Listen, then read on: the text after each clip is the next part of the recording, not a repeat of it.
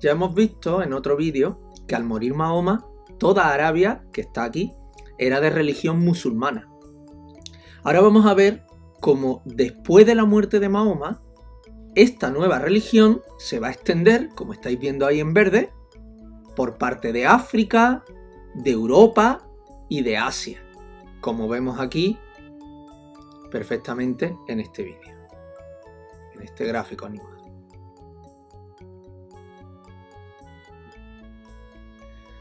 Vamos a empezar por el principio, por la muerte de Mahoma. A la muerte de Mahoma, para dirigir el mundo musulmán, para mandar, se crea el cargo de califa. Un califa era, a la vez, al mismo tiempo era el emperador, o sea, la persona que gobernaba, que tenía el poder político, the political leader, the civil ruler. Y también era el primer sacerdote, el principal sacerdote, el representante de Alá en la tierra. Es decir, tenía el poder religioso, spiritual leader. Es decir, el califa era como el papa y como el rey a la vez. Pues hubo 3 califatos musulmanes a lo largo de la Edad Media. Los primeros califas los eligieron entre amigos de Mahoma y se les elegía. Estos califas, elegidos entre amigos de Mahoma, se les llama califas ortodoxos. Pues los califas ortodoxos conquistaron Mesopotamia, conquistaron Persia, conquistaron Egipto, el norte de África. Todo ello lo conquistaron luchando contra el imperio bizantino. Después, los califas se hicieron hereditarios, o sea, pasaba de padre a hijo. Entonces eran siempre de la misma familia, que era la familia de los omeyas. Es el califato omeya.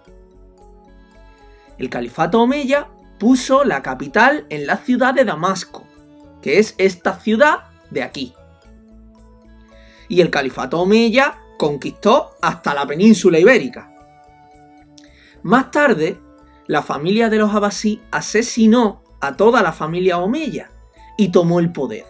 Es el califato abasí, el tercer califato. El califato abasí puso una nueva capital en Bagdad. Y el califato abasí se extendió hasta la India. Así hemos visto cómo el mundo musulmán se amplió. Desde la península ibérica llegaba hasta la India. Pero ¿cómo era el mundo musulmán? Pues primero nos preguntamos, ¿cómo trataron los musulmanes a la gente que vivía en estas tierras que habían conquistado? Se les respetó. O sea, se les dejó seguir con sus religiones. No les obligaban a ser musulmanes. Se les dejó seguir con sus tierras y sus casas. No se las quitaron. Todo ello a cambio de pagar unos impuestos y de obedecer a los musulmanes. De este modo, había una misma lengua en todo el mundo musulmán, el árabe.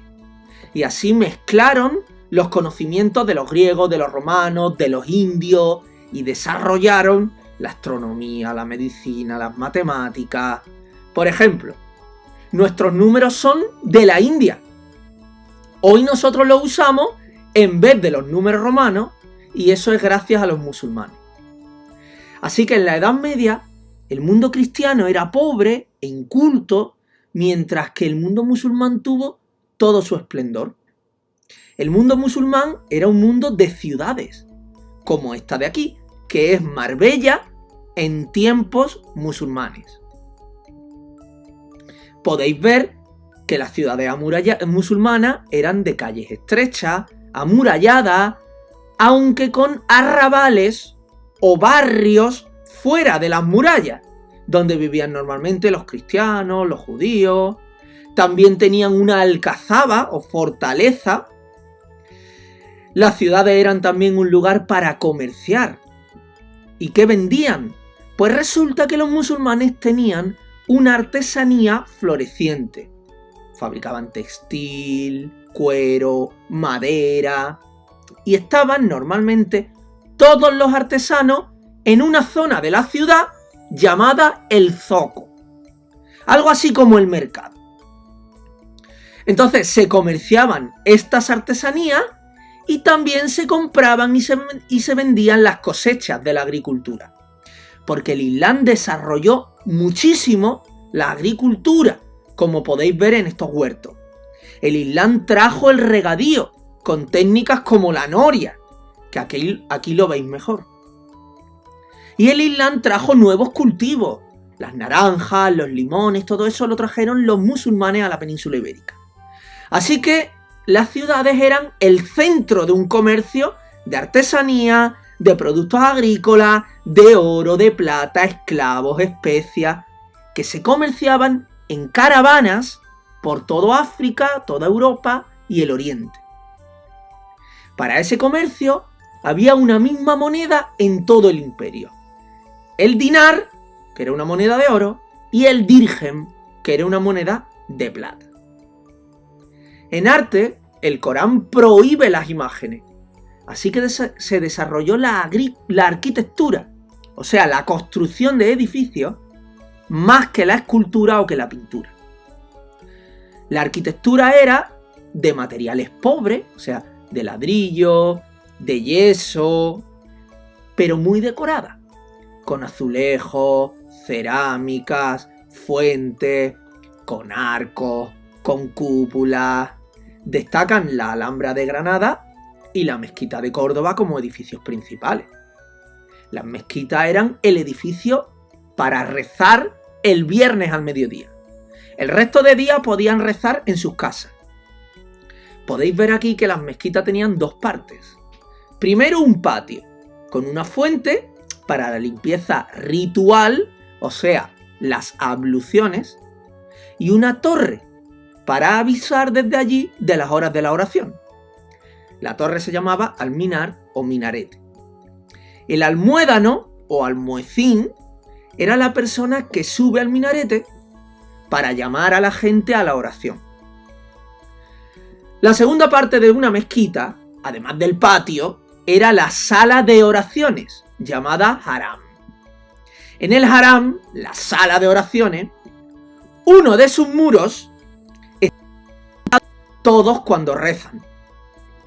Pues este muro, apuntando a la Meca, se llama Qibla, del Espíritu de Dios. Este es la Qibla, el nicho de la mezquita de Córdoba, que tiene esta cúpula arriba. Este nicho, en la Qibla, donde está el Espíritu de Dios, se llama Mihrab. Al crecer tanto el mundo musulmán, los califas necesitaban ayuda para gobernar todo ese imperio tan grande. Así que crearon una serie de cargos políticos para ayudarle a gobernar. De este modo, justo por debajo del califa estaba el visir.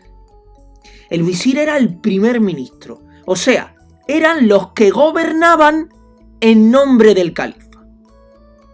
Lógicamente a los visires los elegía el califa. Luego estaba el cadí, que era el juez.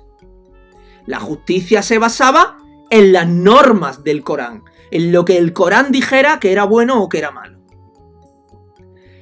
Además, en cada provincia los califas elegían un gobernador para esa provincia, que se llamaba emir. Así que un emir era un gobernador provincial. Había uno en cada uno de los territorios en los que se dividía el califato y gobernaba en la provincia en nombre del califa. Pero lo que pasó es que con el tiempo muchos gobernadores dejaron de obedecer al califa y empezaron a ir por su cuenta. Alguno incluso se nombró califa. Por ejemplo, es lo que pasó con el califato de Córdoba, llegando de este modo a haber varios califas a la vez peleándose entre ellos porque cada uno decía que él era el único califa verdadero. Entonces, como estaba dividido, el mundo musulmán era más débil, estaba dividido y peleado entre ellos, y dejó de extenderse, y terminó siendo conquistado por los mongoles primero y luego por los turcos. Los turcos se hicieron musulmanes y crearon un imperio, el Imperio Otomano, Ottoman Empire, con su capital en Estambul, esta ciudad de aquí. ¿Os suena? Es el nuevo nombre que le dan los musulmanes a la antigua ciudad de Constantinopla.